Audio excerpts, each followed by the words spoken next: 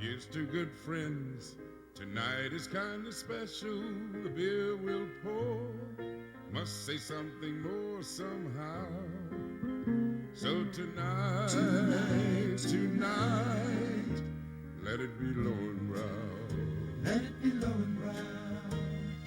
It's been so long. Hey, I'm glad to see you. Raise your glass. Here's to health and happiness. So tonight, let it be all the best.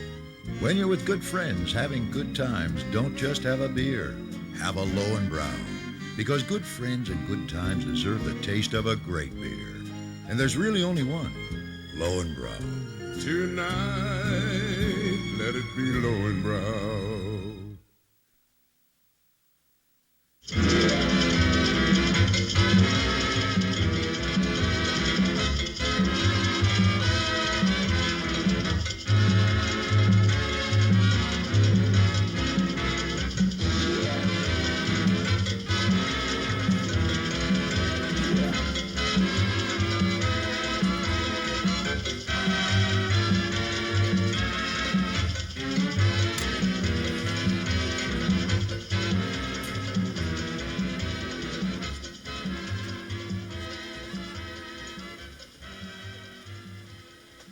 Sir Hugh, persuade me not. I will make a star chamber matter of it.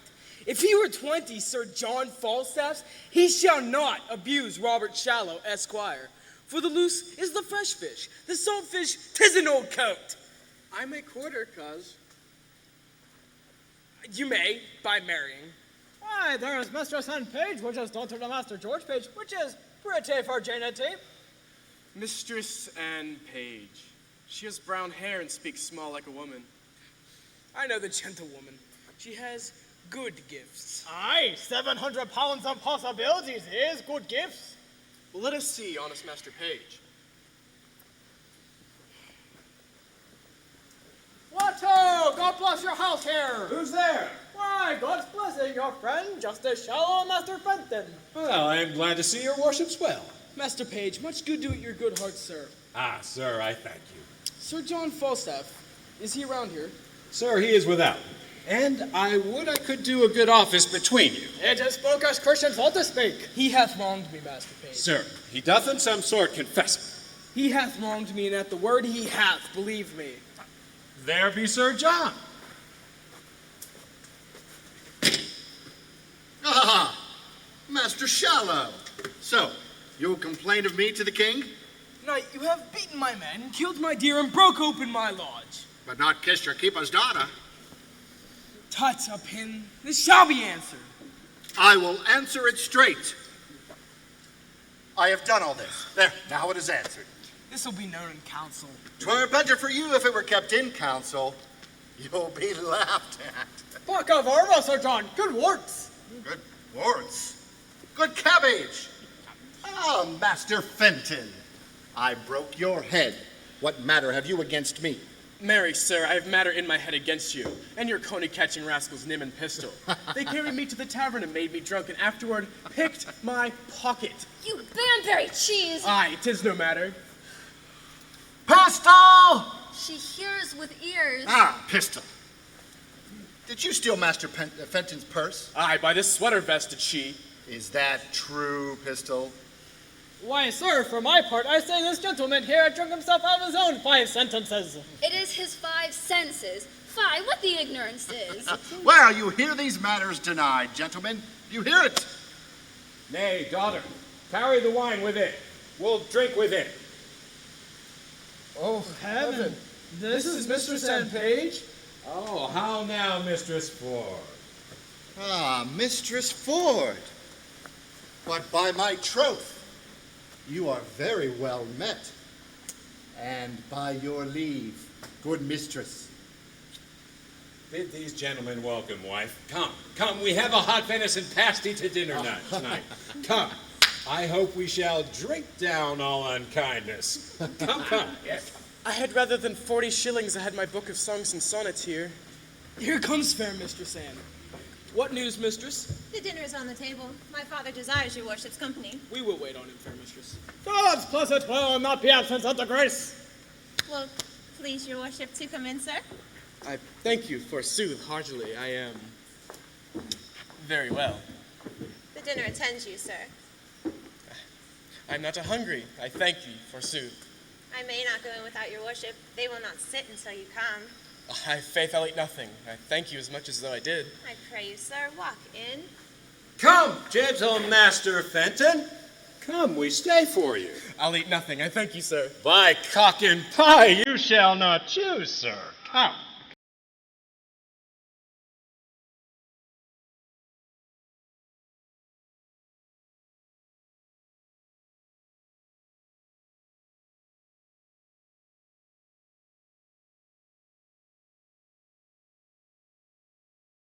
What says my bully rug? Speak scholarly and wisely. No quips now. Indeed, in the waist I am 2 yards about, but I'm about no waist now. Briefly, I do mean to make love to Ford's wife. I spy entertainment in her. She discourses, she carves, she gives the leer of invitation. He hath studied her will, and translated her will, out of honesty into English. Oh, the anchor is deep. Will that humor pass? Now the report goes that she has the rule of her husband's purse, and he hath a legion of angels. The humor rises. I writ a letter to her, and to Page's wife, for even now she gave me good eyes too. Then did the sun on dunghill shine. I thank thee for that humor. Oh, she did so course o'er my exteriors with such a greedy intention, that the appetite of her eye did scorch me up like a burning glass. I have a letter to her, for she holds the purse too. I will trade to them both. Sirrah, bear you this letter to Mistress Page, and this to Mistress Ford. We will thrive, lads, we will thrive. I'll run no base humor. Here, take the humor letter. Hold you, Sirrah. Bear you these letters tightly, and sail like my pinnace to these golden shores. Rogues, hence, avant, vanish like hailstones, go, trudge, plot, seek shelter, pack. Let vultures gripe thy guts. I have operations in my head, which may be humors of revenge. Wilt thou revenge? Oh, by welkin and or starve. With wit or steel? With both the humors I. I'll discuss the humors of this lovely page. And I to Ford shall eke unfold, how Falstaff, varlet vile, his dove will prove, his gold will hold, and his soft couch defile. Oh, my humor shall not cool. I will send Page to deal with poison. I second thee. Troop on.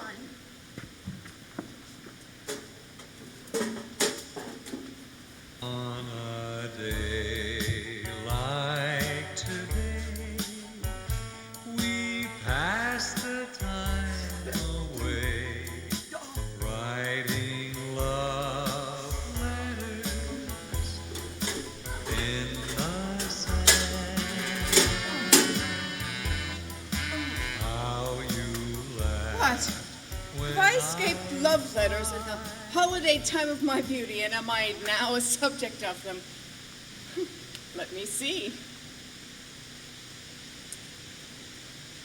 Ask me no reason why. I love you. You are not young, no more am I. Go to then, there's sympathy. You are merry, so am I. Ha ha, then there's more sympathy.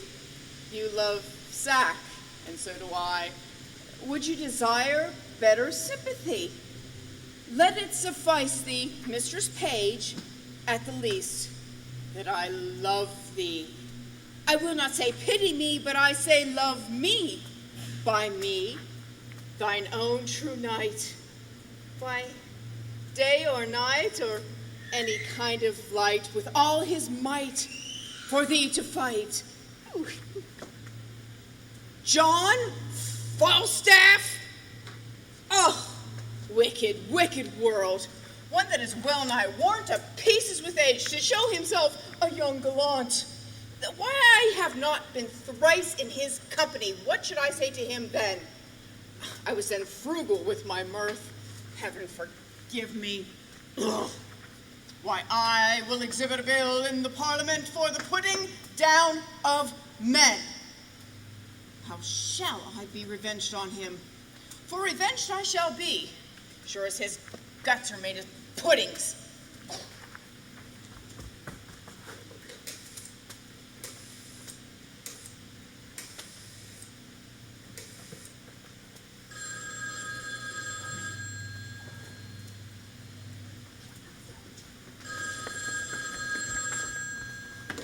Mistress Page, trust me, I was coming to your house. Oh, trust me, I was coming to you.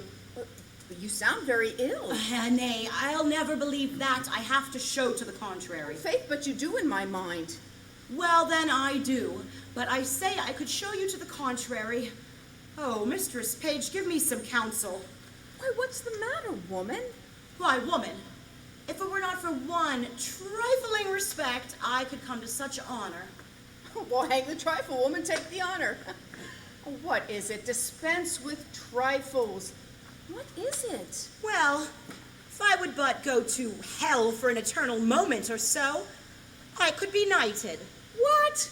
Thou liest, Sir Alice Ford. These knights will hack, and so thou shouldst not alter the article of thy gentry. We burn daylight. Here, read. Read, perceive how I might be knighted. Have you ever seen the like? Letter for letter, but that the name of Ford and Page differs. I warrant you he hath 1,000 of these with blank spaces written for different names. Nay, and these are of the 2nd edition. Oh, well, I will show you 20 lascivious turtles ere one chaste man. Why, these are the very same. The very hand, the very words. What doth he think of us? Nay, I know not. It doth almost make me wrangle with mine own honesty. I will entertain myself like one I am not acquainted withal. For surely, unless he see some strain in me that I see not in myself, he would never have boarded me in this fury. Boarding, call you it? I'll be sure to keep him above deck. Oh, so will I. If he ever come under my hatches, I'll never to see again. Let's be revenged on him. Let's appoint him a meeting and give him some comfort in his suit and lead him on with a fine abated delay till he hath pawned his horses to mine hostess of the garden. Nay, I will consent to act any villainy against him that may not sully the cherryness of our honesty. Oh, that my husband saw this letter. It would give eternal food to his jealousy. Here he comes. And my good men, too. He's as far from jealousy as I am from giving him cause, which I hope is an immeasurable distance. You are the happier woman. Come, let's consult against this greasy knight. Hither. Well, I hope it be not so. Hope is a curdled dog in some affairs. Sir John affects thy wife. Why, sir, my wife is not young. He woos both high and low, both rich and poor, both young and old, one with another, Ford. He loves the Gallimaufry, Ford prepend. Love my wife? With liver burning hot. Oh, odious is the name. What name, sir? The horn, I say. Farewell. Take heed, have open eye, for thieves do foot by night. Take heed, ere summer comes, or cuckoo birds do sing. Away, Sir Corporal Nym, believe it, Page, he speaks sense. We'll find this out. And this is true. I like not the humor of lying. He loves your wife. There's the short and long of it. My name is Sir Corporal Nym. Tis true.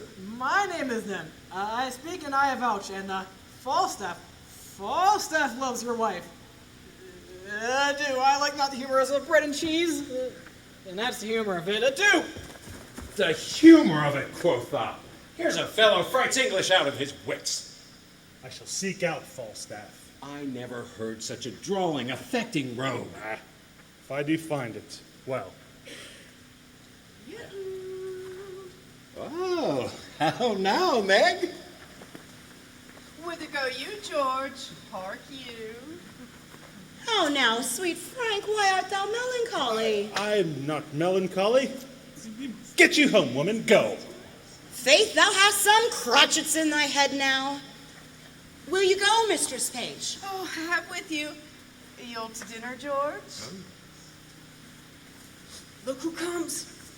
She will be our messenger to this paltry night. Oh, trust me, I thought on her.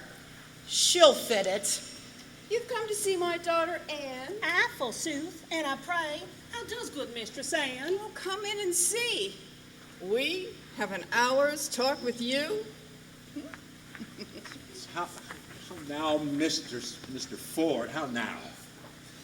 You heard what this knave told me, did you not? Yes, and you heard what the other told me.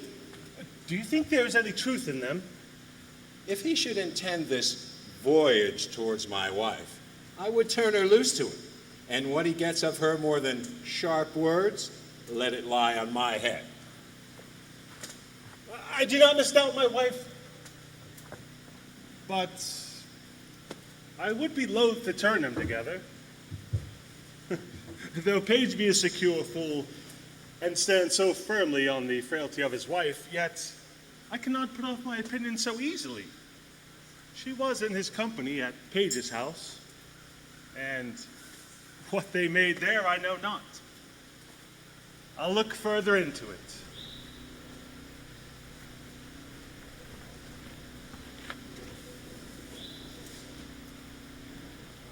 And I have a disguise to sound Falstaff. If she be honest, I lose not my labor. If she be otherwise, 'tis labor well bestowed.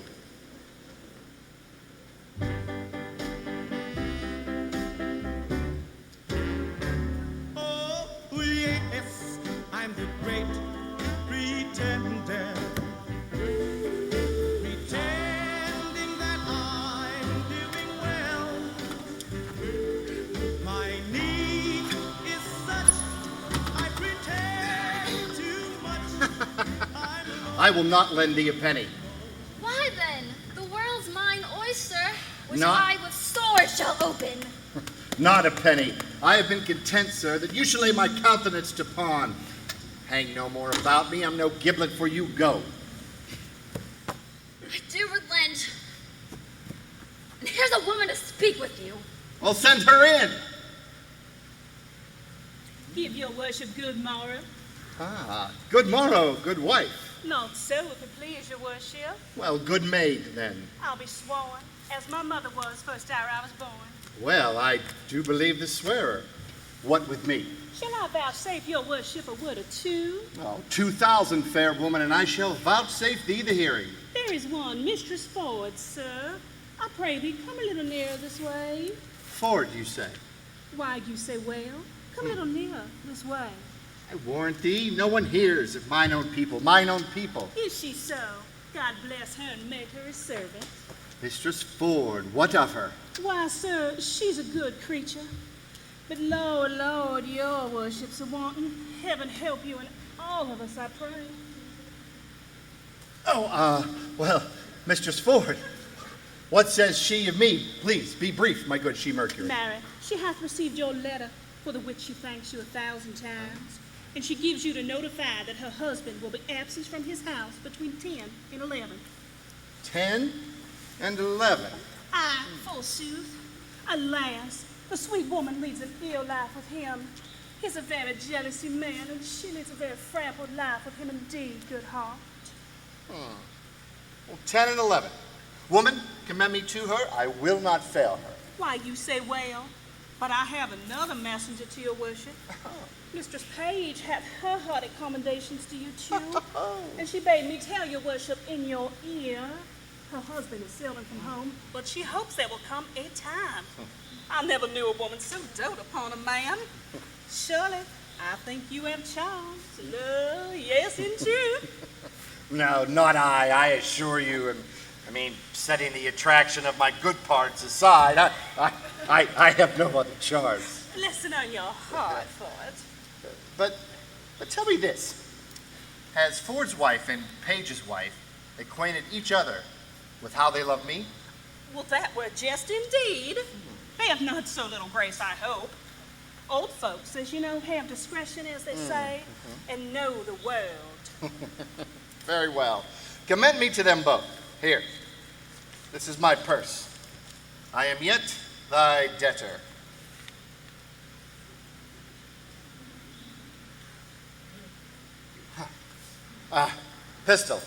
Pistol, go along with this woman.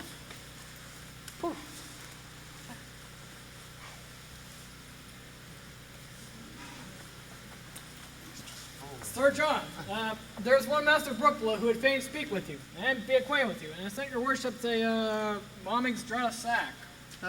Brooke is his name? Aye, sir. Why? Send him in.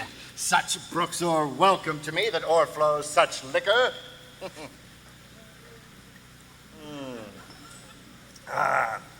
Why, Mistress Ford and Mistress Page, have I encompassed you? Go to, via! Bless you, sir. And you, sir, you would speak with me? I make bold to pass with so little preparation upon you. Oh, well, you're welcome, sir. What is your will? Sir, I am a gentleman that have spent much. My name is Brooke. Well, good Master Brooke, I desire more acquaintance of you. A good Sir John, I see for yours, for they say, if money go before, all ways do lie open. Money is a good soldier, sir. Well on. Troth. And I have a bag of money here troubles me. If you help to bear it, Sir John, take half or all for easing me of the carriage. Well, sir, I don't know how I deserve to be your porter. I will give you the hearing, Sir John, if you allow it. Good Master Brooke, speak. I shall be happy to be your servant. I hear you are a scholar. Therefore, I will be brief with you. Very well. Proceed. There is a gentlewoman in this town. Her husband's name is Ford. Ford? Well on. Well, I have long loved her, and I protest to you, bestowed much upon her. But whatsoever I have merited, either in my mind or in my meed, I am sure I have received none. Unless experience be a jewel, that I have purchased at an infinite rate, which has taught me to say this. Love like a shadow flies, when substance love pursues. Pursuing that flies, when flying what pursues. Well, tell me, sir, have you received no promise of satisfaction at her, hands? Never. Well, have you importuned her to such a purpose? Never. Well, then, what quality was your love, then? Like a fair house built on another man's ground, so that I have lost my edifice in mistaking the place where I erected it. I see. Well, to what purpose, sir, have you unfolded all this to me? When I have told you that, Sir John, I have told you all. Some say that though she appear honest to me, yet in other places she enlargeth her mouth so far that there is shrewd construction made of her. Here, Sir John, is the heart of my purpose. You are an excellent man, of excellent breeding, of admirable discourse, authentic in your place and person, and generally allowed for your many warlike, court-like, and learned preparations. Please, do go on. Believe me, you know it. There is money. Spend it. Spend it. Spend more. Spend all I have. Only give me so much of your time in exchange of it as to lay an amiable siege to the honesty of this Ford's wife. Would it apply well, sir, to the vehemency of your affection that I should win what you would enjoy? I mean, methinks you prescribe yourself very preposterously. Understand my drift, man. She dwells so securely on the excellency of her honor that the folly of my soul dares not present itself. What say you to it, Sir John? Well, Master Brooke, first, I will make bold with your money. Next, give me your hand. And last, as I am a gentleman, you shall, if you will, enjoy Ford's wife. Good sir. I say you shall. Want no money, Sir John, you shall want none.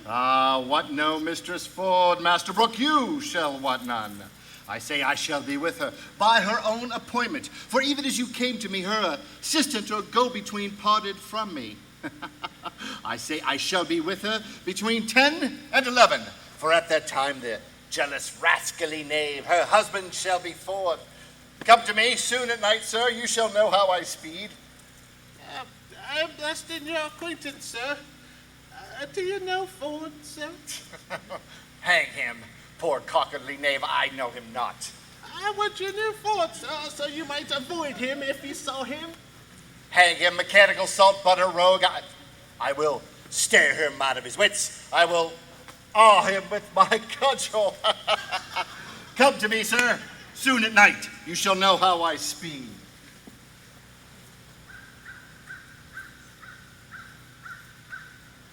What a damned Epicurean rascal is this? My heart is ready to crack with impatience. Who says this is improvident jealousy? My wife had sent for him. The hour is fixed. The match is made. Would any man have thought this? See? The hell of having a false woman. My bed shall be abused, my coffers ransacked, my reputation gnawn at. Then she plots. Then she ruminates. Then she devises. And what they think in their hearts they may affect, they will break their hearts, but they will affect. God shall be praised for my jealousy. 11 o'clock the hour. I will prevent this, detect my wife, be revenged at Falstaff, and laugh at Page. I will about it. Better 3 hours too soon than a minute too late. 5. Cuckold? Cuckold?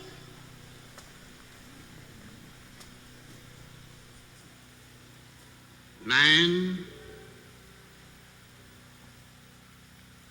woman, birth, death, infinity.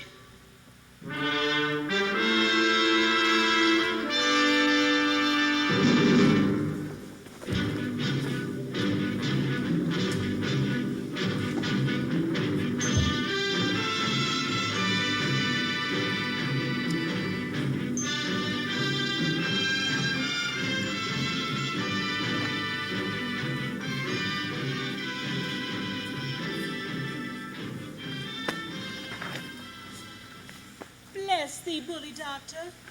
Go about the fields with me to Frogmore. I will take you to a farmhouse where Anne Page is feasting. There thou shalt woo her. Cried Game, said I well. By God, me thank you for that. By God, me love you, and I shall procure you the good guests, the earls, the knights, the lords, the gentlemen, my patience. For the which, I will be thy adversary toward Anne Page. Said I well. By God, 'tis good, that's it. Let us wag then. Come at my heels, mistress.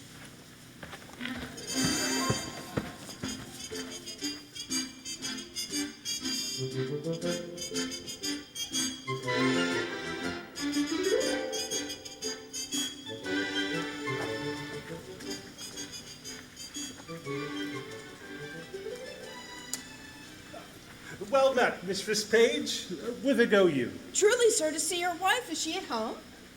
Aye, and as idle as she may hang together for want of company.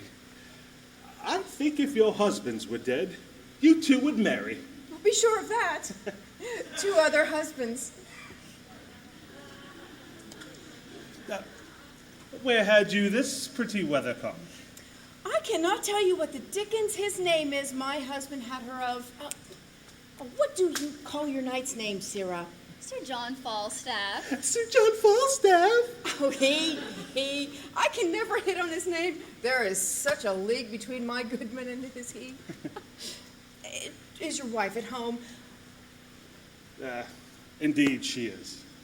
Well, by your leave, sir, I am sick until I see her.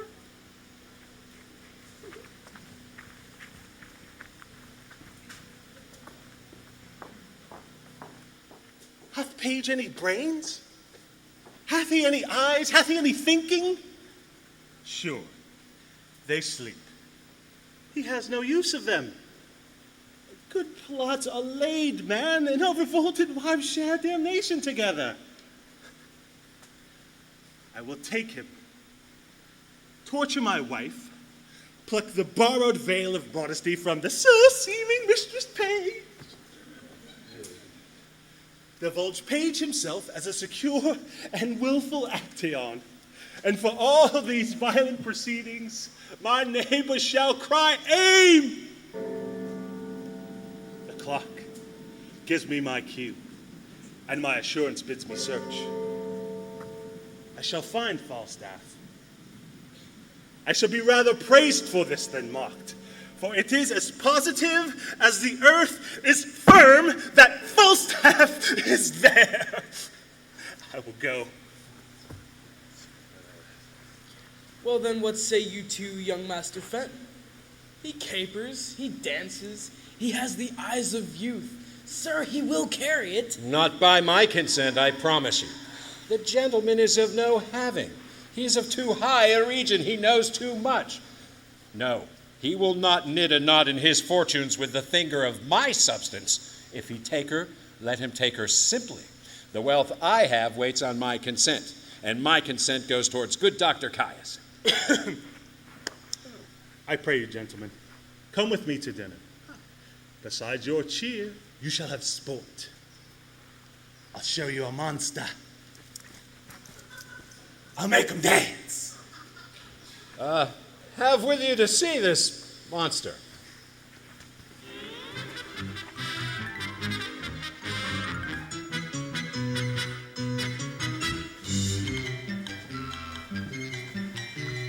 What? John? What? Robert? Quickly is the buck basket. I warrant. What, I say? Come. Here, set it down.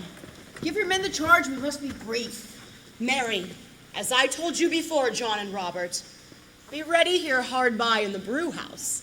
And when I suddenly call you, come forth, and without any pause or staggering, take this basket up. That done, trudge with it in all haste and carry it amongst the Whitsters in Datchet Mead. And there, empty it in the muddy ditch close by the Thames side. You will do it. I had told them over and over they lack no direction. Be gone, and come for when you are called. Here comes young Pistol. Well, how now, my Ias Musket? What news with you? My master, Sir John, is come in at your back door and requests your company. You little jackalette, have you been true to us? I'll be sworn. My master knows not of your being here and has threatened to put me into everlasting liberty if I tell you of it. For he swears he'll turn me away. Oh, thou art a good girl. This secrecy of thine shall be a tailor to thee and make thee a new doublet and hose. I'll go hide me. Do so. Go tell thy master I'm alone. Mistress Page, remember you your cue. I warrant thee, if I acted not, hiss me. Well, go to then. We'll use this unwholesome humidity, this gross watery pumpkin. We'll teach him to know turtles from jays.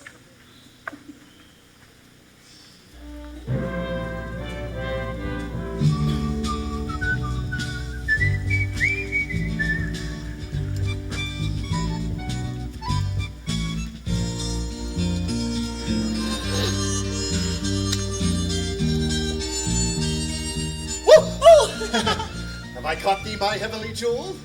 Oh, now that I may die, for I have lived long enough. This is the period of my ambition. Oh, this blessed hour. Oh, sweet Sir John. Oh, Mistress Ford, I cannot cog, I cannot prate. I shall now sin in my wish. I wish thy husband were dead. I will speak it before the best lord, and I would make thee my lady. I, your lady, Sir John? Alas, I should be a pitiful lady. Why, let the court of France show me such another. I see how thine eye would emulate the diamond. Thou hast the right arched beauty of the brow that becomes the ship tire, the tire valiant, or any tire in Venetian admittance. Oh, a plain kerchief, Sir John. My brows become nothing else, nor that well neither. By the Lord, thou art a tyrant to say so. Thou would make an absolute courtier. Why, the firm fixture of thy foot would give excellent motion to the gait in a semicircled farthingale. I see what thou wert, if fortune thy foe were not nature, thy friend. Come, thou canst not hide it. Believe me, there's no such thing in me. Well, what made me love thee? Use that then. There's something extraordinary in thee. Come, I cannot cog and say that thou art this and that, like so many of these lisping hawthorn buds that come like women in men's apparel, smelling of buckleberry in simple time. I cannot. But I say, I love thee. None but thee. And thou deservest it. Do not betray me, Sir John. I fear you love Mistress Page. Well, thou might as well say I like to walk by the counter gate, which is as hateful to me as the reek of a lime kiln. Well, heaven knows how I love you. And you shall one day find it. Oh, keep in that mind. I'll deserve it. Nay, I must tell you, so you do. Or else I could not be in that mind. Mistress Ford! Mistress Ford! Oh, Mistress Ford! Mistress Page is at the door, sweating and blowing and looking wildly. I need to speak with you presently. She must not see me here. I will convey myself behind the arras. Do so. She's a very tattling woman. Well, what's the matter? How now? Oh, Mistress Ford, what have you done? Well, you are ashamed. You are overthrown. You are undone forever. Well, alas, what's the matter, good Mistress Page? Oh, Mistress Ford, having such an honest man to your husband to give him such cause of suspicion. What cause of suspicion? What cause of suspicion? Out upon you, how I am mistooken you. Why, alas, what's the matter? Why, woman, your husband is coming hither with all the officers of Windsor to search for a man, which he says is here by your consent in his house to take an ill advantage of his absence. You are undone. Oh, 'tis not so, I hope. Pray certain 'tis not so that such a man is here, but 'tis certain your husband is coming hither with half Windsor at his heels to search for such a one. I am come before to tell you, if you know yourself clear, why I am glad of it, but if you have a friend here, convey him out. Call all your senses to you, be not amazed. Defend your reputation, or bid farewell to your good life forever. What shall I do? There is a gentleman, dear friend, and I fear not mine own shame so much as his peril. I had rather than £1,000 he were out of the house. For shame! Never stand on you had rather, and you had rather. Your husband is coming hither. Bethink you of some conveyance in the house you cannot hide him. Oh, how I am mistaken you. Well, look. Here is a basket. If he be of any reasonable stature, let him creep in here, and then throw foul linen upon him as if it were going to bucking. Or, 'tis whiting time, send him by your 2 men to Datchet Mead.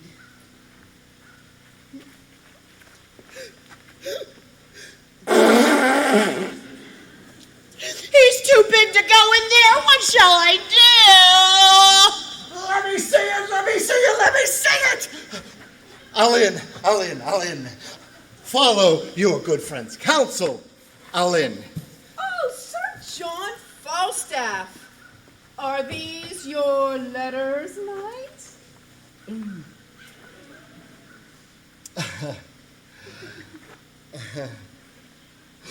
I love thee. None but thee. Please help me away. Let me creep in here, and I. Cover your master, girl. Mistress Ford, call your men. You dissembling knight. What, John? What, Robert? Where's the cow staff? Quickly take up these clothes here. Look how you tremble. Carry them to the laundress and Datchet Mead. Quickly, come.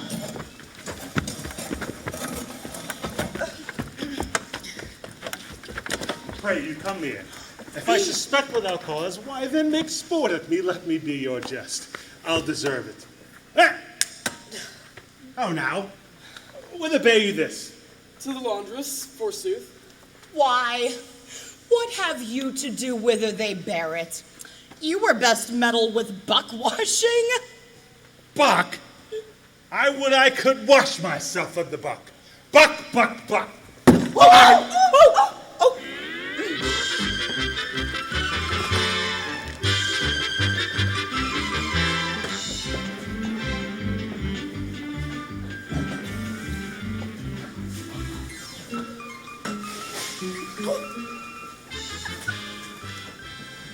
Gentlemen, I have dreamed tonight.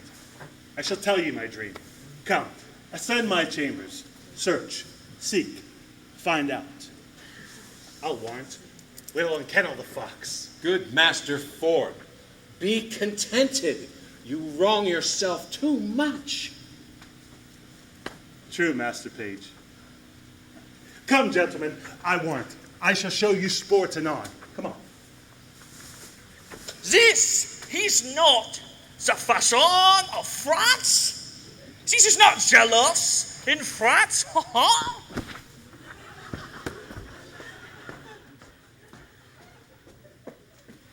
Is there not a double excellency in this? I know not which pleases me better, that my husband is deceived, or Sir John.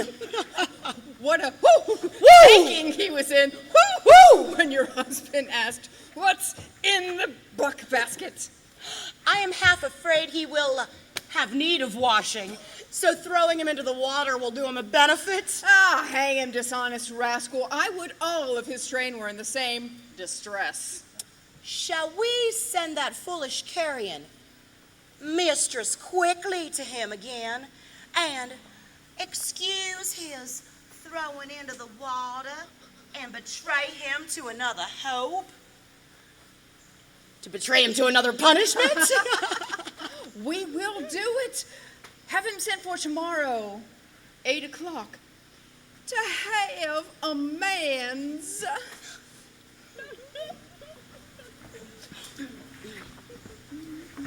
I can't find him. Maybe the knave bragged of that he could not compass. Did you hear that? You use me well, Master Ford, do you? Aye, I do so. Heaven make you better than your thoughts. Amen. You do yourself mighty wrong, Master Ford. Aye, I must bear it. Fie. Are you not ashamed, Master Ford? What spirit, what devil tempts you to this imagination? I would not have your wit in this for all the wealth of Windsor Castle. 'Tis my fault, Master Page. I suffer for it. I owe you a dinner. Come, walk in the park. I pray you pardon me. I shall here have to make known to you why I have done all this. Come, wife, Mistress Page, pardon me. I pray you pardon me. Pray heartily pardon me. Let us in, sir. But trust me, we'll mock him. I do invite you tomorrow morning to my house for breakfast. After, we'll a birding together. I have a fine hawk for the bush. What say you, sir? Anything, Master Page? Pray you go.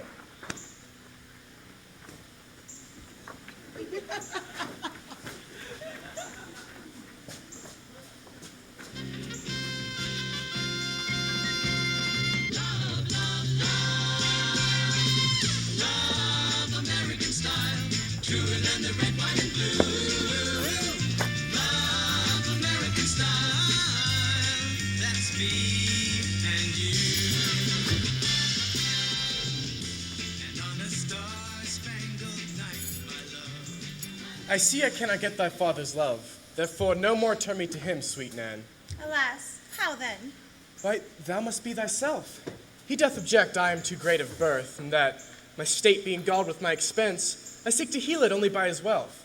Besides these other bars he lays before me, my rights past, my wild societies, and tells me 'tis a thing impossible should I love thee, but as a property. Maybe he tells you true.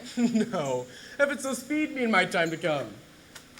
Albeit, I must confess, thy father's wealth was the first reason that I wooed thee, Anne. Yet, wooing thee, I found thee of more value than stamps in gold or sums in sealed bags.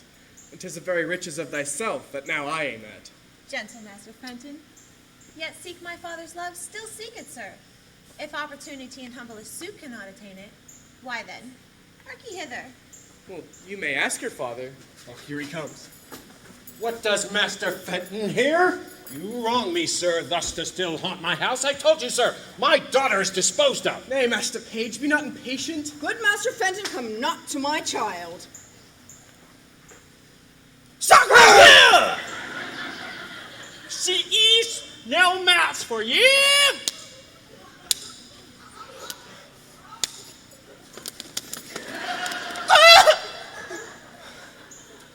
Sir, will you hear me? No, good Master Fenton. Knowing my mind, you wrong me, Master Fenton. Speak to Mistress Page. Good Mistress Page, for that I love your daughter in such righteous fashion as I do, perforce against all checks, rebukes, and manners, I must advance the colors of my love and not retire. Let me have your goodwill. Good mother, do not marry me to yon Phocaeus. I'd rather be set quick at thirst than boiled to death with turnips. Oh, trouble not yourself. Master Fenton, I will not be your friend, nor your enemy. My daughter will I question how she loves you, and as I find her, so will I be affected. Till then, farewell, good sir. She must needs go in. Her father will be angry. Farewell, gentle mistress. Farewell, Ned. Nay, said I, will you cast away your child on a fool and a physician? Look on Master Fenton. This is my doing. I thank thee, and I pray thee, once tonight, give my sweet Nan this ring. Oop. There's for thy pains. Now heaven send thee good fortune. A kind heart he hath. A woman would run through fine water for such a kind heart. I would Master Fenton had her. Now I must have an errand to Sir John Falstaff from my two mistresses. I must not slack it.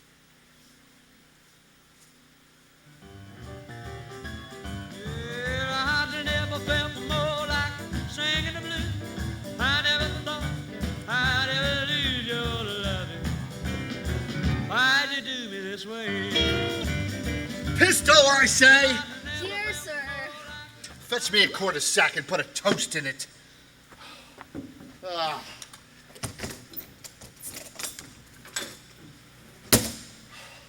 Have I lived to be thrown into a basket like a barrow of butcher's offal and thrown into the Thames? Why, if I be served such another trick, I'll have my brain taken out, buttered, and fed to a dog for a New Year's gift. Why, the rogues, they slided me into the river with as little remorse as they would have drowned a blind bitch's puppies, 15 in a litter. And you could see by my size, I have a kind of alacrity in sinking. If the bottom were as deep as hell, I would drown. I should have drowned, but the shore was shelvy and shallow. The death that I abhor, for the water, it swells a man. What a thing I would have been to have been swelled. I would have been a mountain of a mummy. Here's Mistress Quickly, sir, to speak with you. Come, let me pour some sack into the Thames water, for my belly's as cold as if I had swallowed snowballs for pills to cool the rains. Show her in. Come in, woman. By your leave, I cry you mercy. Give your worship good morrow. Take these chalices away and brew me a pottle of sack finely. With eggs, sir? Now, simple in itself, I'll have no pellet sperm in my brewage. So, what with me? How now? I come to your worship from Mistress Ford. Ford. I've had Mistress Ford enough. I was thrown into the Ford. I have my belly full of Ford. Alas, the day, good heart. That was not her fault. Yeah. She does so take on with her man. She mistook that erection. Yeah, so did I mine. For believing in a foolish woman's promise. Well, she laments for it, sir. It would yearn your heart to see it. Her husband this morning does a birding between 8 and 9. She desires you once more to come to her. I must carry her word quickly. She'll make you amends, I warrant you. Huh. All right. Tell me I'll be with her. Or tell her I'll be with her. And let her consider what a man needs. Let her think on his frailty and then judge me of my merit. I will tell her. Between 9 and 10, sayest thou? 8 and 9, sir. Very well. Be gone. I will not fail her. Peace be with you, sir. I wonder I hear not of Master Brooke. He bid me to stay within. I do like his money well. Bless you, sir. Master Brooke, you have come to know what has passed between me and Ford's wife. And that indeed, Sir John, is my business. Well, Master Brooke, I will not lie to you. I was at her house the hour of my appointment. And how sped you, sir? Very ill-favoredly, Master Brooke. How so, sir? Did she change her determination? No. But that Peking Cornato, her husband, dwelling in some continual larum of jealousy, came upon me in the instant of our encounter, after we had embraced, kissed, protested, and as it were, sang the prologue of our comedy. At his heels were a rabble of his companions, thither provoked and incensed by his distemper, forsooth to search his house while I was there. While you were there, sir? While I was there! Did he search your house and could not find you? You shall hear, Master Brooke. As good luck would have it, in comes one Mistress Page with intelligence of Ford's approach. And with her invention and Ford's own wife distraction, they conveyed me into a buck basket. A buck basket? By the Lord, a buck basket! And they rammed me in there with foul shirts and smocks and socks and foul stockings and greasy napkins. Oh, it was the rankest, most villainous compound that ever did offend a nostril, Master Brooke. And how long lay you there, sir? Nay, you shall hear, Master Brooke, what I have done to bring that woman to evil for your good. Being thus crammed in the basket, a couple of Ford's knaves, his hinds, were called forth by their mistress to carry me off in the name of foul clothes to Datchet Lane. Well, off we went when we met their jealous, rascally named master at the door. He asked once or twice what they had in the basket. Well, I quaked for fear lest he would have searched. But fate ordaining, he was a cuckold, held his hand. Well, off went he for the search, and away went I for foul clothes, smelling in their own grease. Think of that, Master Brooke, a man of my kidney. Think of that, Master Brooke. In good sadness, sir, I am sorry for your sake that you suffered through all this. My suit is desperate. You'll undertake her no more? Master Brooke, I will be thrown into the Etna as I was thrown into the Thames. Ere I will leave her thus. Her husband this morning is gone a-birding. I received another embassy of appointment with her twixt 8 and 9. 'Tis past 8 already, sir. Oh, it is? Well, I must meet to my appointment, sir. And the conclusion of this shall be crowned with you enjoying her. Come with me, Master Brooke. Oh, I have things I could tell you. Come with me, Master Brooke. Follow.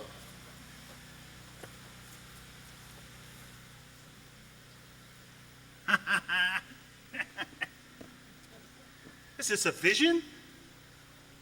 Is this a dream? Do I sleep? Awake, Master Ford! Master Ford, awake! There's a hole made in your best coat, Master Ford! I'll take the lecher. He's at my house. He cannot escape me. If I have horns to make one mad, then let the proverb go with me. I'll be horn mad.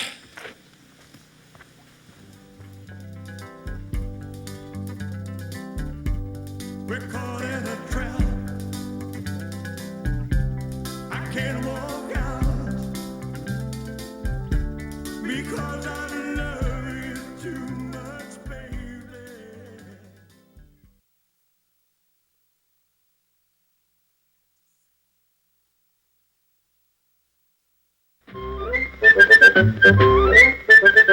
What do you want when you gotta eat something? And it's gotta be sweet, and it's gotta be a lot, and you gotta have it now. What do you want? Lip smacking, whip smacking, patty whacking, ink and knacking, silver racking, scallow whacking, cracker jacking, cracker jack. Hi, this is Mistress Quickly, aka Natalie Kerchak from Atlantic Broadband. I'm here in the park with the actors from the Band of Brothers Shakespeare Company and our production of Merry Wives of Windsor. And the first person I'm interviewing this evening is Emma Noonan. Did I say that right? Yes, that's right. And Emma plays several roles in our play. She is our stage manager, and she also plays the part of Pistol.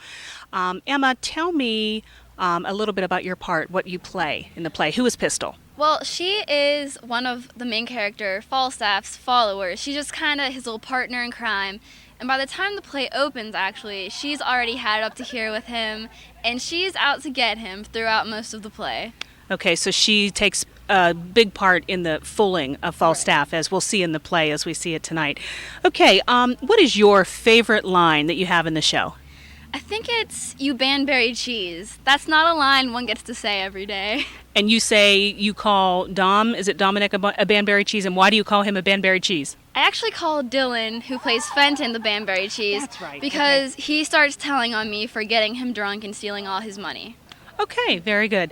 How many years, Emma, have you been involved with the Band of Brothers, and how many times have you been on stage? Well, this is my first year on stage, and I've done backstage stuff for 2 years, just doing stage crew and helping out any way I could. So She makes that sound so easy. The stage crew is a tough job, and we're so glad to have you. Well, thank you very much, and have a good show tonight, Emma. Thank you so much. Break a leg, Nat.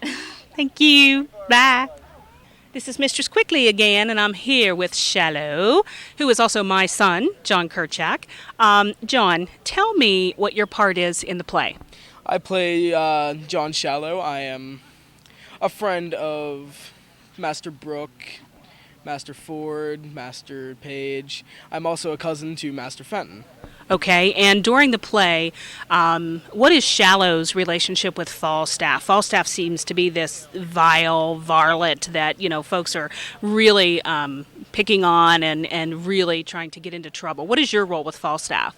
Well, my role with Falstaff, basically, we hate each other. Okay, and why do you hate each other? What has he done to you to make you hate him? Well, he's just been, as the character depicts, he's just not the best person in the world. He's just not fun. And he's depicted in the show as a traveling salesman with his little bag of tricks, which we will see a little bit later in the show. Shallow, tell me, what is your favorite line from the play? I like all my lines, honestly. I don't necessarily have a favorite. Okay, and how many years, Johnny, I call you Johnny because he's my son, how many years have you been involved with the Band of Brothers Shakespeare Company? About 16 years. Even though you're only 15, he's been involved 16 years because he's been in the park even as an unborn infant. Yeah. Any words to your castmates tonight? Best wishes for the show? Break a leg. Thank you, Shallow. Have a good show. Mistress Quickly here again with my good friend, Mistress Page, who is being played by Amanda Fisher. Amanda, tell me a little bit about your character, Mistress Page.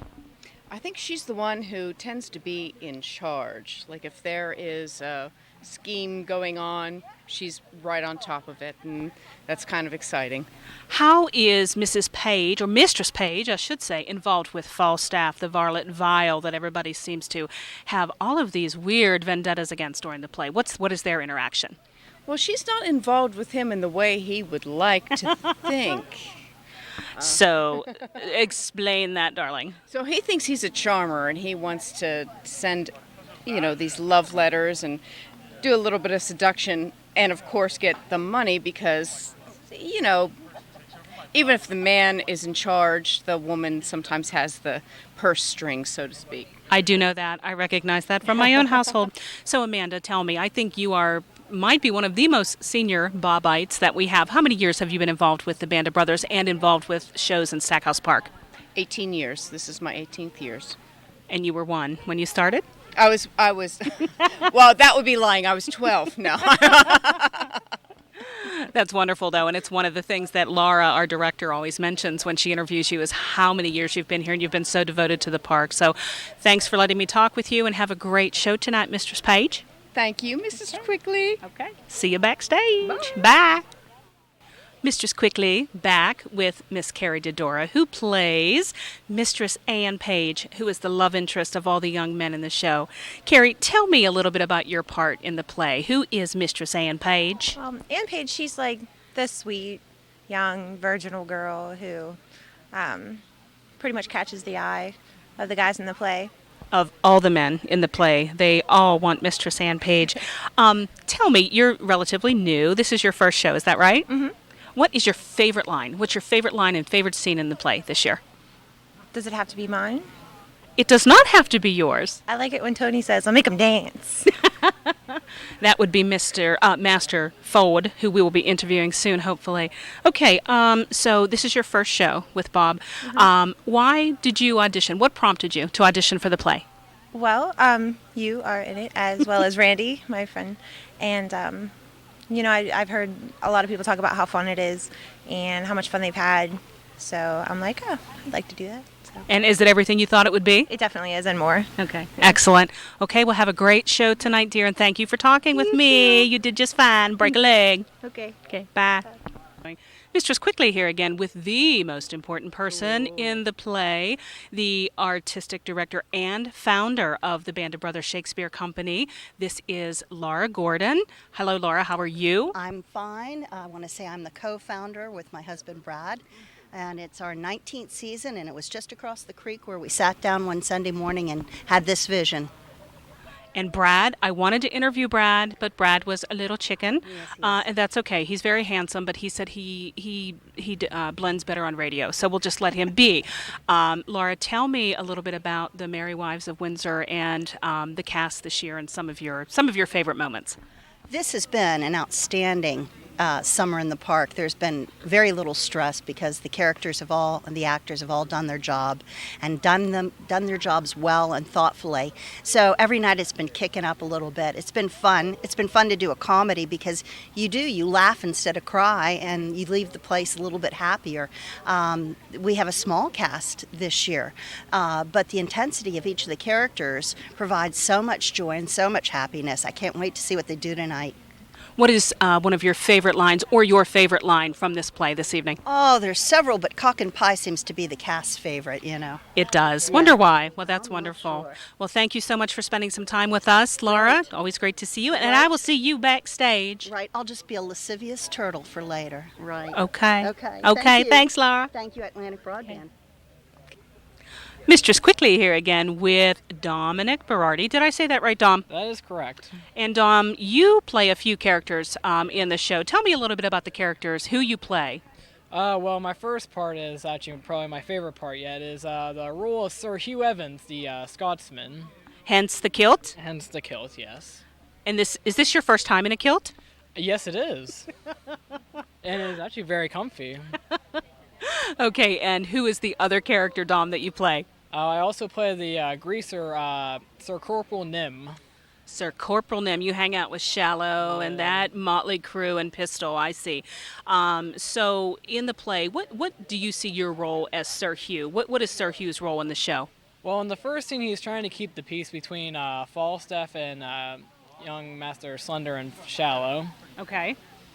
And he mainly tries to keep the peace, and for the role of Sir Corporal Nim, he kind of actually does the opposite, and is in trying to get Master Ford to go against Falstaff. So on one hand, you're innocent, not necessarily innocent, but just trying to be helpful, and then on the other side of that character, you are just somebody that they shouldn't mess with. Okay, very good.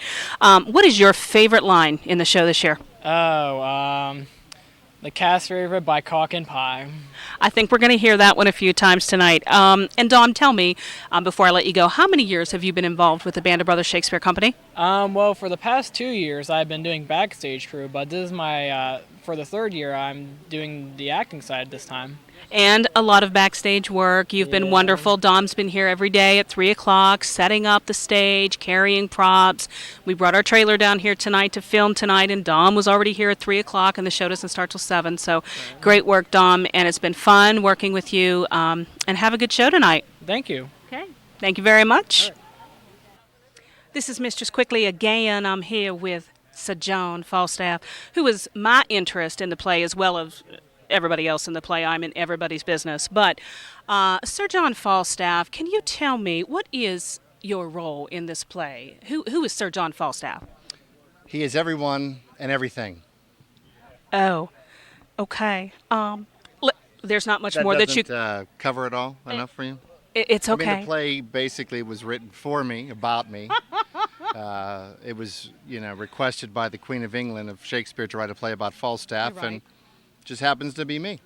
Lucky you. The rest of the characters are merely window dressing. Okay, this is going to be an interesting show, and you'll see why. The previous people I've interviewed have all been conniving against Sir John Falstaff. What? They've been what? Nothing. Sir John, tell me, what is your favorite line from the show this year? Ladies and gentlemen, Sir John Falstaff. All right, enough of you, your character anyway. Mr. Meager, how many years have you been involved with Band of Brothers Shakespeare Company? That's a good question. More than 8, less than 20. I think somewhere around, 11. 1996 was my first show. What's your favorite thing about doing theater in Stackhouse Park? The possibility of getting eaten by a bear during the show. Or eaten alive by bugs, which happens. That happens, yes. Where else in theater can a deer run across the stage and actually be an acceptable part of the show? I think it's great. Or, children could get washed away in the stream. It has happened. It has happened. And we will see a deer later in the show. Timmy, don't worry, we're still looking for you. Okay, Sir John, any words for the other members of the cast, even though they're insignificant? What would you say to your cast members tonight before the show? Keep out of my way. Thank you very much. The famous, or infamous, Sir John Falstaff, portrayed by Douglas Meager. Thank you so much, sir. We done? We're done. Bye. Beer? My name is Natalie Kerchak, and I'm here tonight as Mistress Quickly, representing the Band of Brothers Shakespeare Company, and also as the marketing manager for Atlantic Broadband. One of our core initiatives yearly is to support the Band of Brothers. They do a tremendous job. They're a nonprofit organization. They present live theater in the Laurel Highlands in this beautiful outdoor setting that you see behind me. It is a labor of love for the actors that are involved. They all do it for no pay, just the joy of being able to relive Shakespeare's words in the park. So you will see tonight Merry Wives of Windsor. It is a greatly abbreviated version of the Shakespeare classic. However, it is very comedic in nature. It will be very entertaining. I play the role of Mistress Quickly. I'm in everybody's business, as you will see as you watch the show later. And I have several other interviews with members of the cast, which we will get to in just a short while. This is Mistress Quickly, and I'm back with one of my very favorite cast members. Tell me your name, young sir. Marshall Kerchak. Marshall Kerchak, you're my son, aren't you? Maybe. He is. Marshall, tell me the part that you play in the play this year. I'm a goblin. And what does that goblin do in the play? Torture Falstaff. Very good. That is the theme of the evening. We all torture Sir John Falstaff. And you take a great pleasure in that, don't you, Marshall? Yes, I do. Okay. What's your favorite line in the play? Is there a favorite line that you have? No. Okay. All right. Anything else you want to say to the cast and crew and your fellow fairies for this evening before the show? No. Okay. How about say break a leg? Break a leg. Okay. All right, Marshall. Thank you. This is Mistress Quickly, and I am back with one of my many love interests. This is Dr. Caius, played by Mike Falchek. Mike, what is your favorite thing about being in the park and being in this play? My favorite thing about acting in the park is me. Obviously, hanging out with Natalie Kerchak all the time. Amazing, great time. Okay, what is your favorite line from the play this year? My favorite line from the play is cock and pie. Surprise, surprise. We haven't heard that before, have we? Okay. How many years have you been doing this, Mike? I've been in the Band of Brothers for about 6 years. I took 2 years off to finish school, and then I came back now that I've graduated. Okay. All right. Well, Mike, thank you for talking with us, and have a great show. Thank you. Okay. Bye. This is Mistress Quickly, and I am back in the park with two of my favorite characters in the play. Don't worry, I won't talk like that the whole time. This is Stacy Gilbert and Tony Malvoisin, who are portraying the Fords. Stacy, you are the primary love interest, I believe, of Sir John Falstaff, the Varlet Vial, that we've been all talking about. Tell me, how do you and Falstaff become acquainted? That is a very good question, Mistress Quickly, as apparently we've met once or twice at the Page's house, but didn't really have much of an encounter. But he knew enough about us to know he loved our husband's monies, and so decided to pursue us. And how do you feel about that, Master Ford? You have this Violet Vial, which was my favorite line from the play, by the way, pursuing your wife. How do you feel about that? Well, at first I really don't think he's worth anything, but I do kind of question his interest. And I want to get him to try and pursue my wife to see what he can get out of her, to see how honest she really is. So this is a familiar theme. I seem to remember some jealousy in some previous Band of Brothers productions. Othello, perhaps? Maybe? Okay. All right. Tony and Stacy, obviously you love the park, and you've been involved with the Band of Brothers Shakespeare Company for many years. Stacy, how many years has it been for you? I think since about 95. And for you, Tony? This is my third season. Third season, wow. It seems like it's so much longer because you've done some brilliant work here with us. Tony was an amazing Othello. Let's just talk quickly about some favorite lines from this year's play. Let me guess. Any favorite lines from the play? Well, I know what. You better say yours first, because it's one of your lines. I don't want to. It's well said, brazen face. I knew it. It's better than that cock and pie line that's been coming out all night, so hold it out, brazen face. And then Miss Stacy? I also like my line about Sir John Falstaff, that gross, watery pumpkin.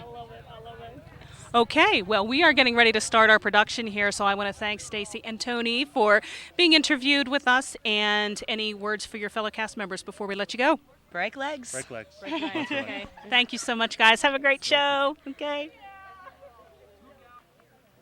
This is Mistress Quickly again, a.k.a. Natalie Kerchak with Atlantic Broadband, and I am here with Dylan Myers, who portrays Fantin, the love interest of Mistress Anne Page in this great show that we're putting on here this evening.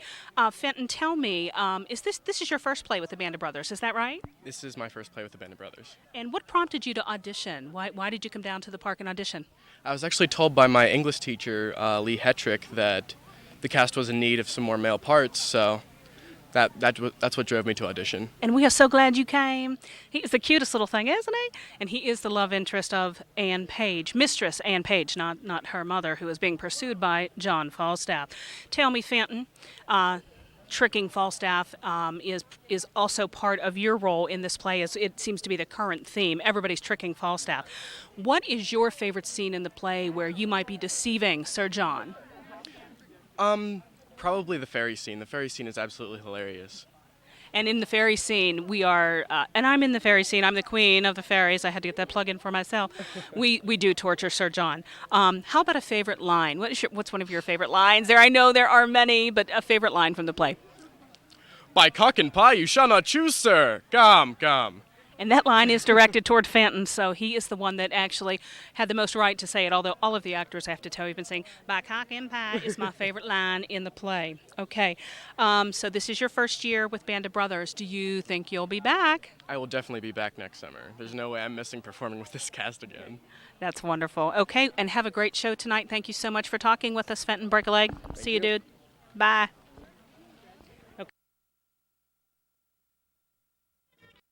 Burst into action to relieve your upset stomach and aching head fast. Use only as directed. Oh, what a relief it is. What a relief. Is Falstaff at Master Ford's already, thinkest thou? Well, surely he is by this, or he will be presently. But truly, he is courageous mad about his throwing into the water. Mistress Fuller decides you to come to her suddenly. I'll be with her by and by. Don't come we stay too soon.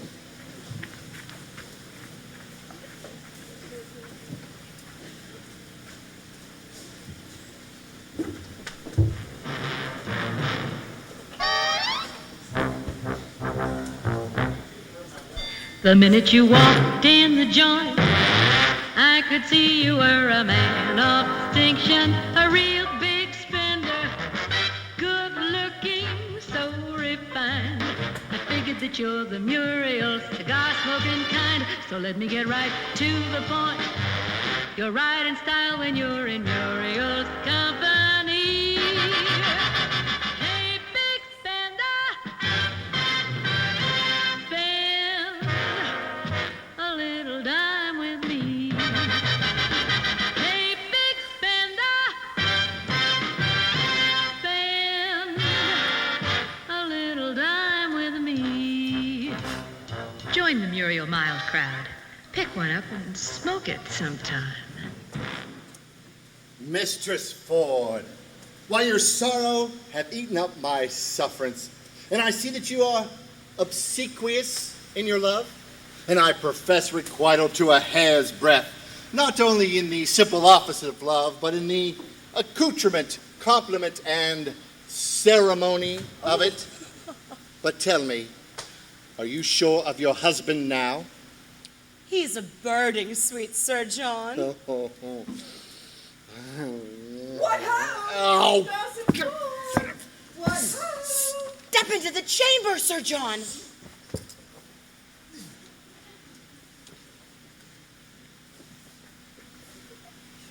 Why, how now, sweetheart? Who's at home besides yourself? Why, none but mine own people. Indeed. No, certainly. Speak louder. I am so glad nobody else is here. Why?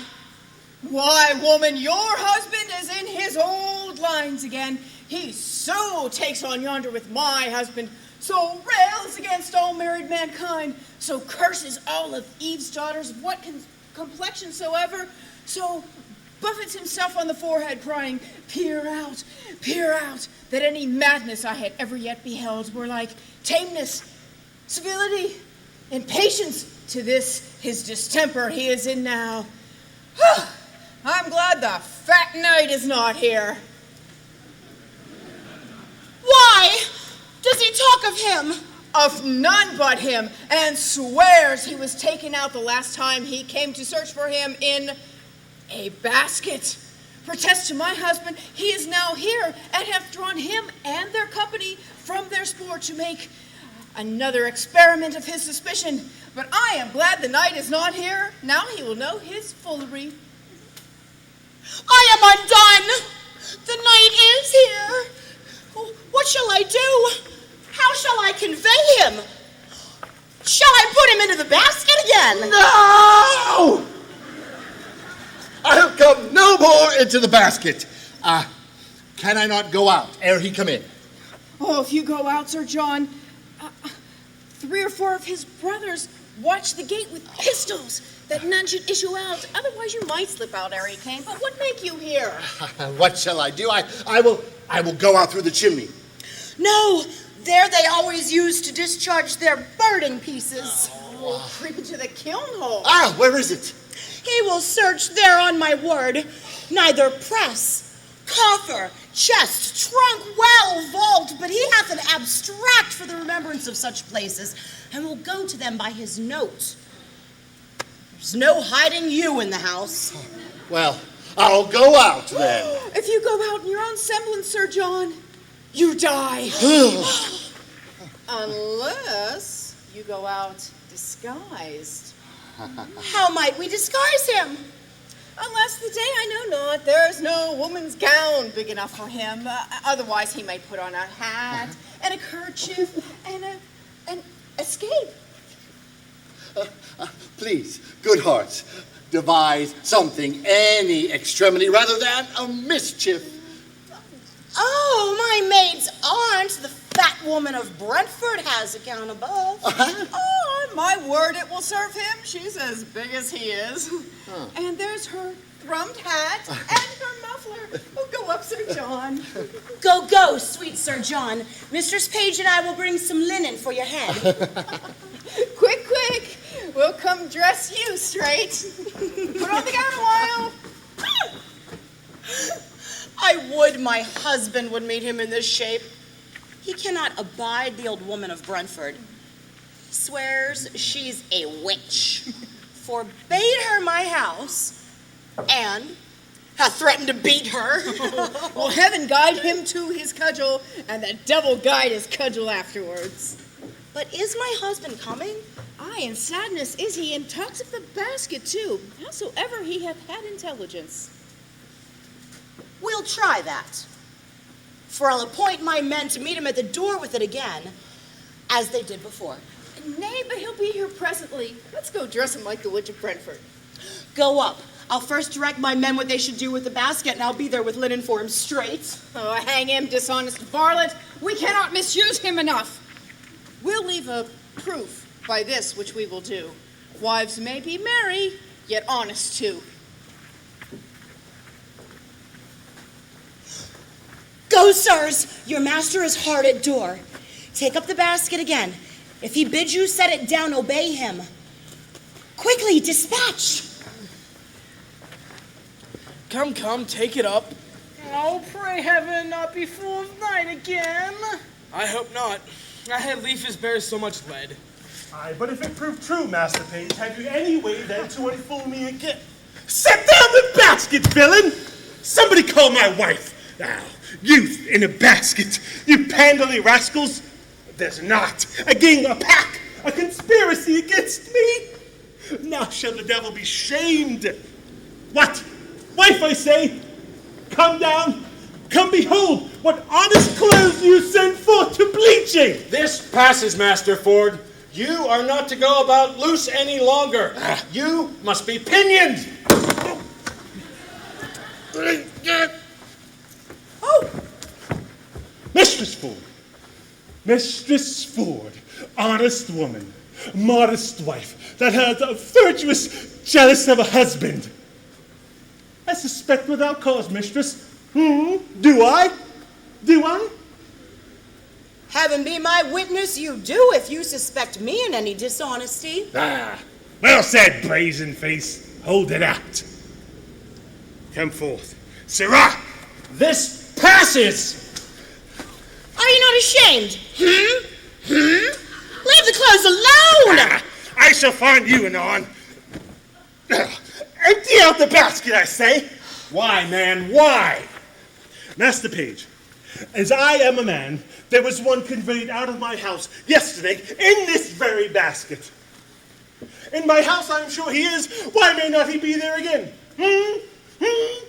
Here's... My jealousy is true. My intelligence is reasonable. Pack me out on the linen. If you find a man there, he shall die a flea's death. Here's no man.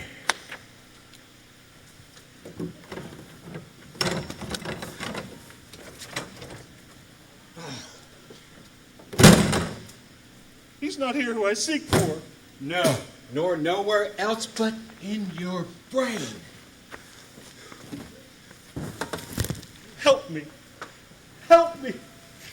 Search my house one more time. If I find not what I seek, let them say of me, show no color for my extremities, and let me forever serve as your table sport. Let them say of me, as jealous as Ford, that searched the hollow walnut for his wife's lemon. Satisfy me once more. Help me start with me. Oh, Mistress Page! What ho! Come you and the old woman down. My husband will come into the chamber. Old woman? What old woman is this? Why, it is my maid's aunt of Brentford. Oh, a witch! A queen! A cosmic queen! Have I not forbidden her my house? She comes of errands, does she? We are but simple men. We do not know what's brought to pass into the profession of fortune-telling. She works by charms, by spells, by the figure. And such daubery as this is beyond our element. Oh, come down, I say. Come down, you witch. You hag, you. Come down. Nay, good sweet husband, good gentleman, do not let him strike the old woman. Come, Mother Pratt, come. Take my hand. Out, Pratter! You witch! You hag! Out! Out my house, I say! Out! You queen! You run in your baggage! You polecat out of my house! I'll fortune tell you!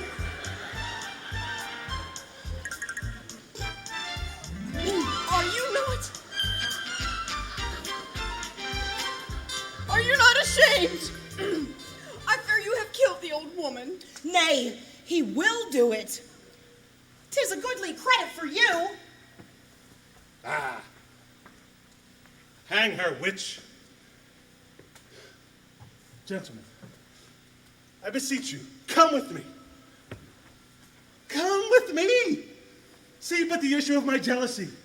If I shall cry out thus upon no trail, never trust me when I open again. Let's obey his humor a little further. Come, sir.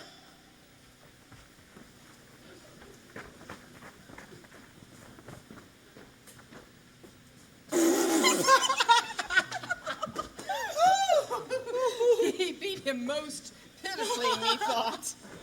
Oh, nay, by the mass that he did not. He beat him most unpitifully, methought. I'll have the cudgel hallowed and hung above the altar. It hath done meritorious service. What think you? May we, with the warrant of womanhood and the witness of a good conscience, pursue him with any further affliction? The spirit of wantonness is sure scared out of him. He will never in the way of waste attempt us again. Shall we tell our husbands how we have served him? Indeed we shall, if it be but to scrape the figures out of your husband's brains. If they too find it in their hearts how the poor, unvirtuous, fat knight should further be afflicted, we too will be the ministers. I warrant they'll have him publicly shamed.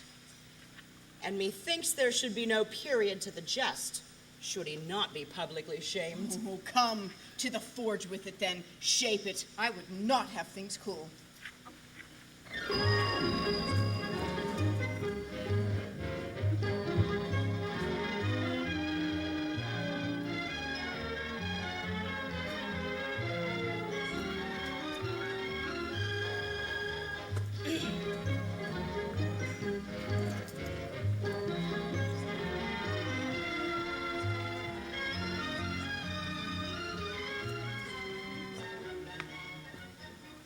Henceforth, wife, do what thou wilt. I shall rather suspect the sun with cold than thee with wantonness. Now doth thy honor stand in him that was late an heretic, as firm as faith. 'Tis well, no more. Be not as extreme in submission as in offense, but let our plot go forward. Let our wives, yet once again, to provide us with public sport, appoint a meeting with the old fat fellow where we may take him and disgrace him for it. There is no way that they already spoke of. How, to meet him in the park at midnight? Fie, he'll never come. Devise but how you two shall use him when he comes. And let us too devise to bring him thither. There's an old tale goes that Herney the hunter, a keeper sometime here in Windsor forest, doth all the winter time at still midnight walk round about an oak with great ragged horns. There he blasts the trees, stills the cattle, and makes the milch kine yield blood, and shakes a chain in a hideous and most dreadful manner. You have heard of such a spirit, and well you know the superstitious, idle-headed eld hath received and delivered unto our youth the story of Herney the hunter for a truth. Why, yet there want not many that do fear in dark of night to walk past this Herney's oak. But what of this? Mary, this is our device, that Falstaff at that oak shall meet with us, disguised like Herney with huge horns on his head. Well, let it not be doubted that he'll come in this shape. When you have brought him thither, what shall be done with him? What is your plot? That too have we thought on, and thus, Anne Page, my daughter, and 3 or 4 more, we will dress like oafs, fairies, and urchins, in green and white, with waxen tapers round their heads and rattles in their hands. Upon a sudden, as Falstaff, she and I are first met, let them from forth a saw pit rush at once with some diffused song. Upon their sight, we two in great amazedness will fly. Then let them all encircle him about, and fairy-like to pinch the unclean knight, and ask him how, why, in this their hour of fairy revel, in their so sacred paths he dares to tread in shape profane. And, till he tell the truth, let the supposed fairies pinch him sound and burn him with their tapers. The truth being known, we'll all present ourselves, dishorn the spirit, and mock him home to Windsor. The children must be practiced well, or they'll never do it. I will teach the children their behaviors, and to be like a jackanapes, to burn the night with my taper. That will be excellent. I'll go buy them wizards. My daughter will be the queen of the fairies, finely attired in a robe of green. That silk will I go buy, and in that time shall my daughter steal away with Dr. Caius and marry him at Eton. Go! Send to Falstaff straight! Nay! I'll to him again. In the name of Master Brooke. He'll tell me all his purpose. Sure he'll come. Oh, fear you not that. Go, get us some trickings for our fairies. Let us about it. It is an admirable pleasures and very honest knaveries. Indeed. Mistress Ford, go you quickly to Sir John to know his mind. I will to the doctor. He and only he hath my goodwill to marry Anne Page. Master Fenton, though rather good-looking, is a fortune seeker. The doctor is well-moneyed, and his friends potent at court. He and only he shall have her, though 20,000 worthier come to crave her.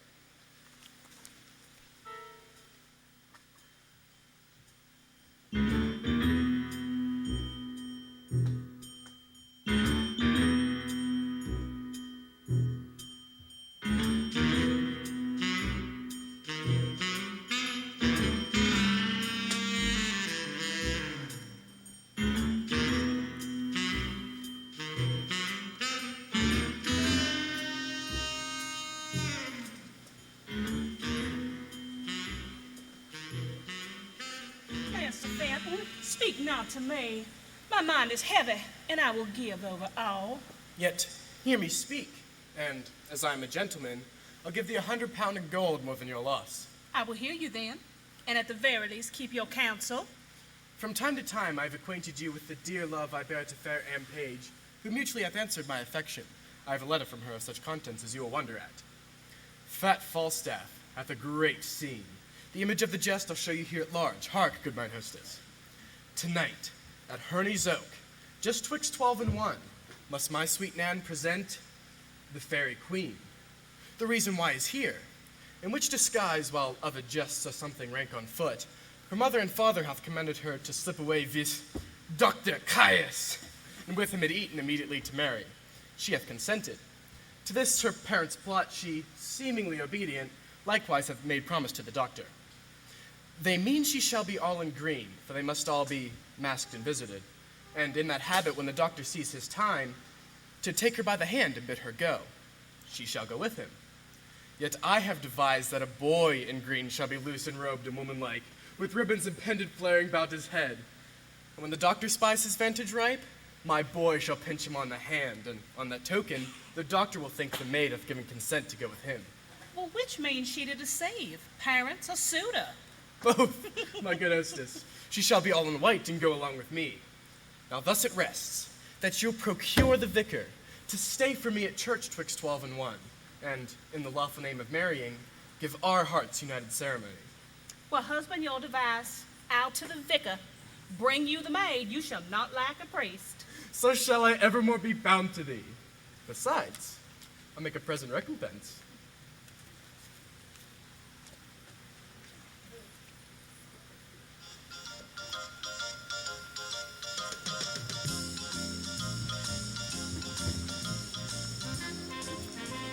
Prithee, no more prattling, go. I'll hold. This is the third time. I hope good luck lies in odd numbers. They say there is divinity in odd numbers, either in nativity, chance, or death. Away. I'll do what I can to provide you with a chain and get you a pair of horns. Away, I say. Time wears. Hold up thy head and mince.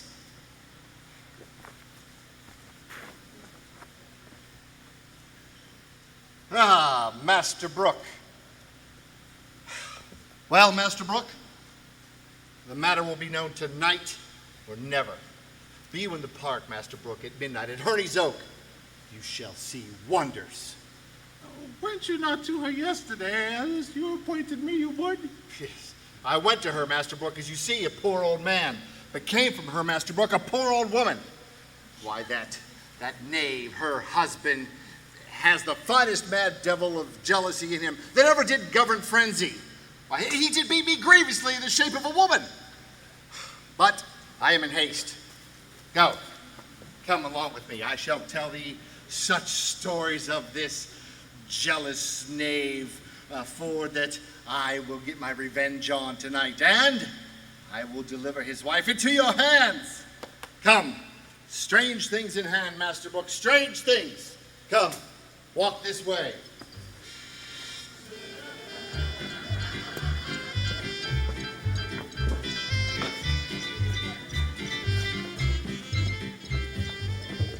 Go, go, couch in the castle ditch till you see the light of our fairies. Remember, son Caius, my daughter. I forsooth, I to go to her in the green and bring a peach on the man we know each other. The green will decipher her well enough. Oh, the night is dark. Well, it becomes lights and spirits. Heaven prosper our sport. No man means evil but the devil, and we shall know him by his horns. Ha ha! Away!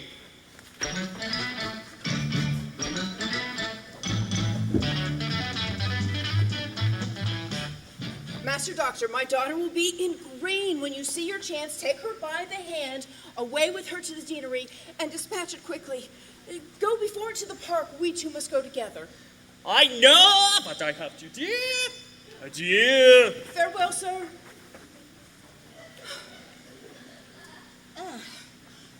Where is Nan now and her troop of fairies and our devil Shallow?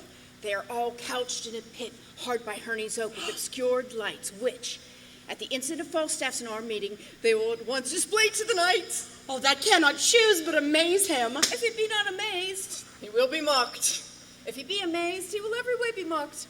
We'll betray him finely. Oh, to such lewdsters and their lecheries, those who betray them do no treachery. The hour draws on. To the oak. To the oak!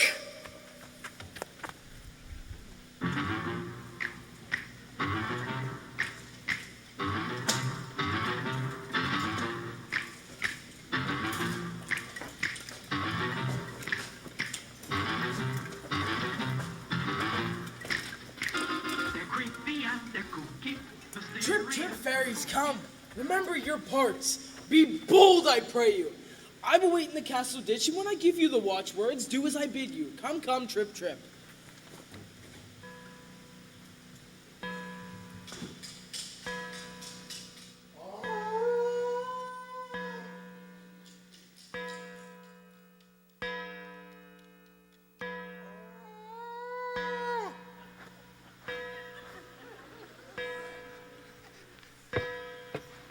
Ha ha! Now the Windsor bell strikes 12. The minute draws on. Now the hot-blooded gods assist me. Remember, Jove, thou wast a bull for thy Europa. Oh, love, come down on these horns. Oh, powerful love, love that makes some beast a man, and others a man a beast. For me, I am here a Windsor stag, and the fattest, I think, in all the forest. Send me a cool rut's time, Jove, or who could blame me to piss my tallow? What comes here, my doe? Sir John, art thou there, my dear? Oh. My male dear. Oh, my doe with the black scut. Why, let the sky rain potatoes. Let it thunder to the tune of green sleeves. Hell kissing comforts and snow errand goes. Let there come a tempest of provocation. I will shelter me here. Mistress Page has come with me, sweetheart. Well, divide me like a bribed buck, each a haunch. My sides I keep for myself, the shoulders for the fellows of this walk, and my horns I bequeath to your husband. Am I a woodman? Speak I like Herney the hunter now? Ah, while Cupid is a child of conscience, he plays restitution. I am a true spirit. Welcome. Alas, what noise is this? Heaven forgive our sins! Oh, what becomes this? Away! Away! Why?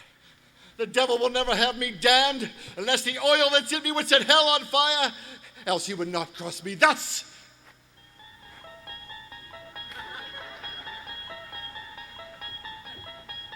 You unlock this door with the key of imagination. Beyond it is another dimension. A dimension of sound. A dimension of sight. A dimension of mind. You're moving into a land of both shadow and substance, of things and ideas. You've just crossed over into the Twilight Zone.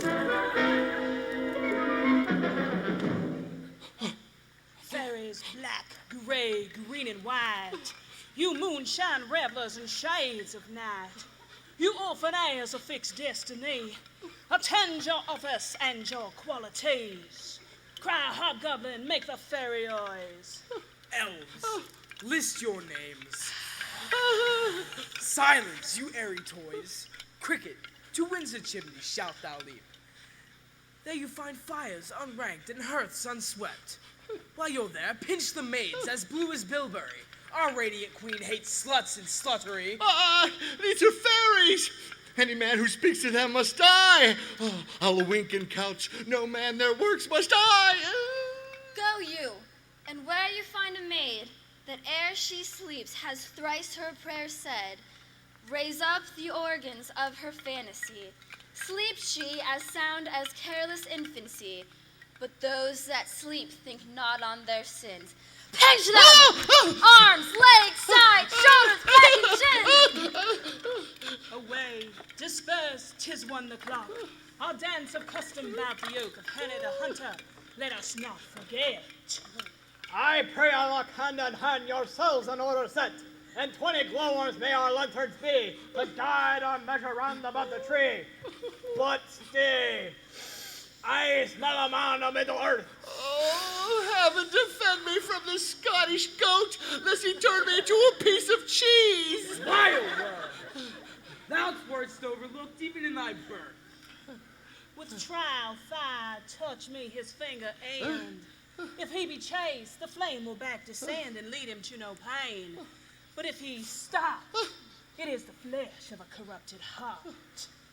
Come, will this wood take fire? Corrupt and tainted in desire. About him, Ferris, sing a scornful rhyme, and as you trip, still pitch him to your time. Fine. On sinful fantasy. 5 on lust and luxury. Lust is but a bloody fire, kindled with unchaste desire, fed in heart whose flames aspire, as thoughts do blow them higher and higher. Pinch him, fairies, mutually, pinch him for his villainy, pinch him and burn him and turn him about, till candles and starlight and moonshine be out. Fire.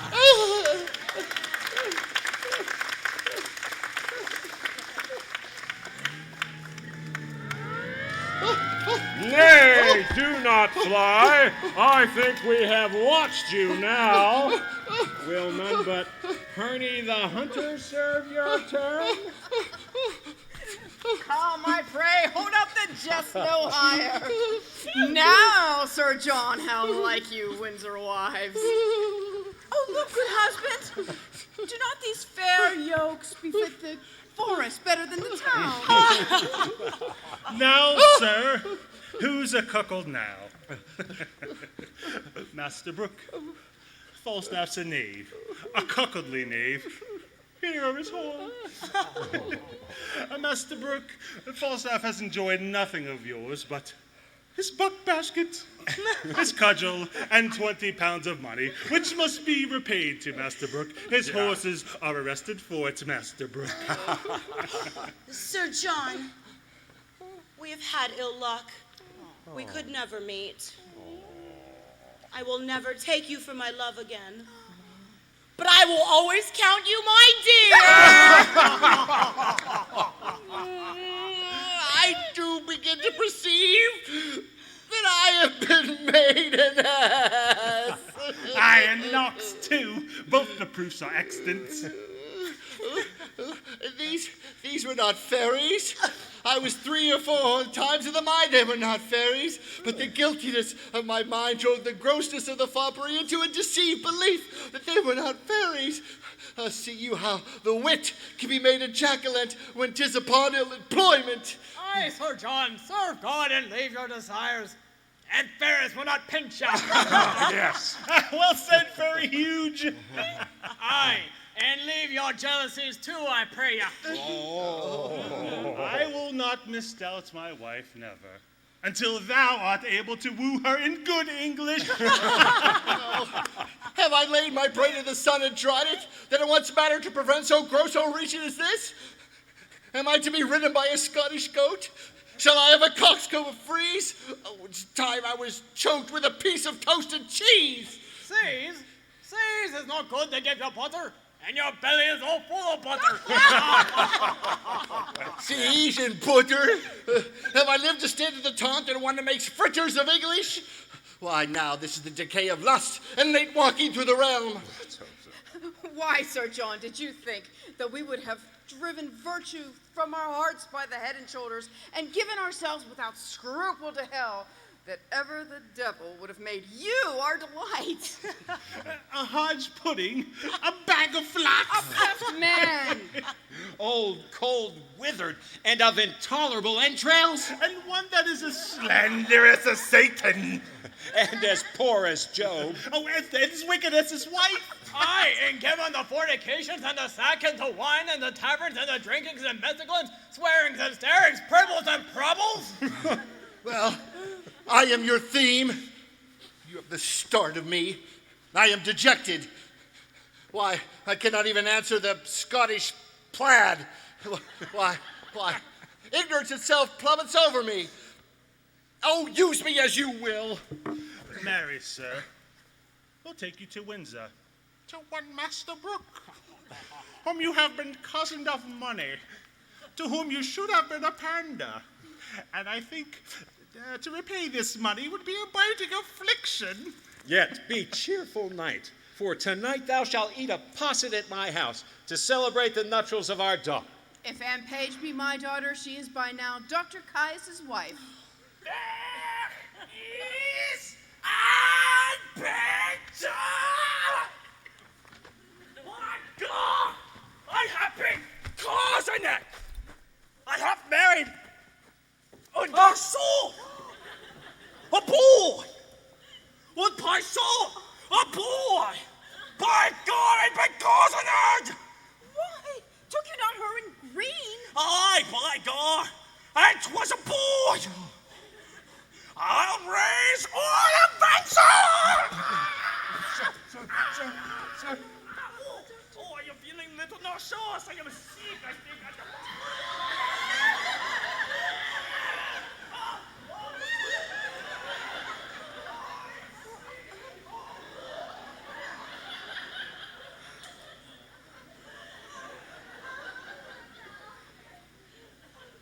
That is strange. Who has got the right in? My heart misgives me. Here comes Master Fenton. How now, Master Fenton? Pardon, good father, good my mother, pardon. Now, mistress, how chance you went not with Dr. Caius? Why went you not with the doctor maid? You do amaze her. Hear the truth of it. You would have married her most shamefully where there's no proportion held in love. The truth is, she and I, long since contracted, are now so sure that nothing can dissolve us. Stand not amazed. Here is no remedy. For in love, the heavens themselves do guide the state. Money buys lands, and wives are sold by fate. I am glad, though you taken a special stand to strike at me, your arrow hath glanced. Well, what remedy? Heaven give thee joy.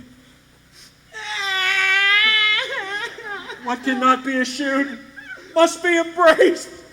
Oh. When night dogs run, all sorts of deer are chased. Well, I will muse no further. Master Fenton. God gives thee many, many merry days. Oh. Good husband, let us everyone go home and laugh this sport over by a country fire. Sir John and all. Let it be so. For Sir Falstaff, to Master Brooke, you shall hold your word. For tonight, he shall lie with Mistress Full.